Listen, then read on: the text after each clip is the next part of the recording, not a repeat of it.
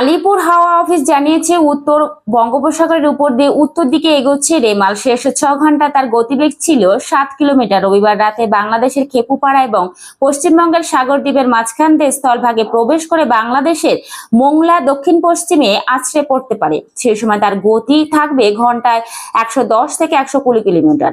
সাময়িকভাবে দমকা হাওয়ায় গতিবেগ পৌঁছতে পারে 135 কিলোমিটার পর্যন্ত।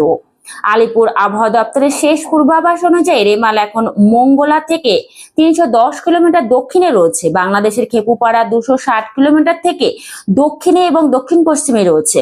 পশ্চিমবঙ্গের সাগরদ্বীপে 240 কিলোমিটার দক্ষিণ এবং দক্ষিণ পূর্বে রয়েছে ক্যানিং এ। 280 কিলোমিটার দক্ষিণ এবং দক্ষিণ পূর্বে রয়েছে রেমাল। তার প্রভাবে ঝড় বৃষ্টির সম্ভাবনা দক্ষিণবঙ্গের সব জেলায়। কলকাতা সহ 6 জেলায় লাল সতর্কতা। তার মধ্যে উত্তর এবং দক্ষিণ 24 পরগনায় অতি ভারী বৃষ্টি হতে পারে।